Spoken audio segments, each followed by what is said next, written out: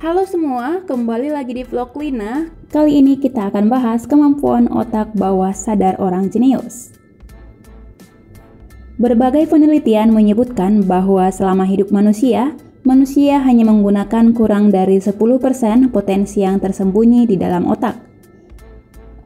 Artinya ada 90% potensi otak yang tidak digunakan. Dalam 2 dekade terakhir, jumlah penelitian tentang potensi diri manusia mengalami peningkatan yang signifikan.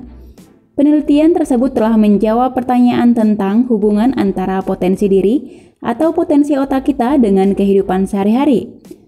Potensi diri atau potensi otak dengan kehidupan sehari-hari memiliki hubungan yang erat sekali. Hal ini berarti kemampuan kita mengoptimalkan daya otak akan membantu kita untuk meraih kesuksesan.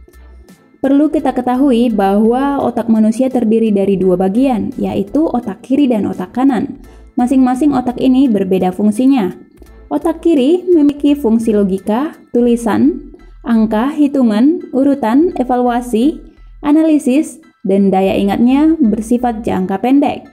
Sedangkan otak kanan memiliki fungsi imajinasi, musik, warna, emosi, bentuk, kreativitas, dan daya ingat yang bersifat jangka panjang. Salah satu cara melatih otak adalah menyeimbangkan kerja otak kiri dan otak kanan.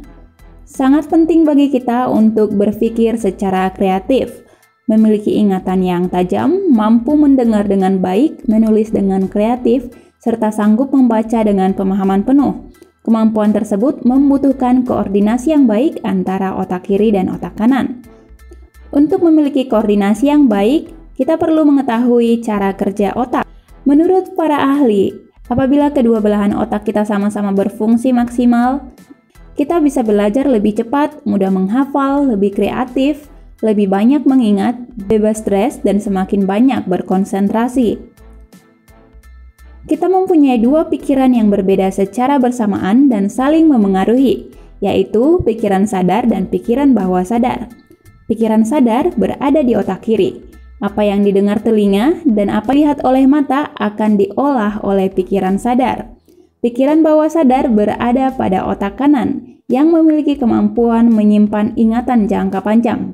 Pikiran bawah sadar ini sangat berpengaruh untuk menentukan perilaku, pola pikir, sikap, kebiasaan, dan kesuksesan dalam belajar. Dan di antara pikiran sadar dan bawah sadar, terdapat sebuah filter yang berguna untuk menyaring informasi yang masuk dari pikiran sadar ke pikiran bawah sadar. Kita akan bahas pikiran sadar. Pikiran sadar adalah pikiran yang secara sadar kita gunakan sehari-hari, seperti berpikir saat sedang melakukan sesuatu, berpikir ingin makan ketika lapar, berpikir saat berkreasi, dan lain sebagainya. Hal apapun yang secara nyata dan sadar yang dapat kita rasakan ataupun kita lakukan dengan tubuh kita adalah hal-hal yang dikendalikan oleh pikiran sadar.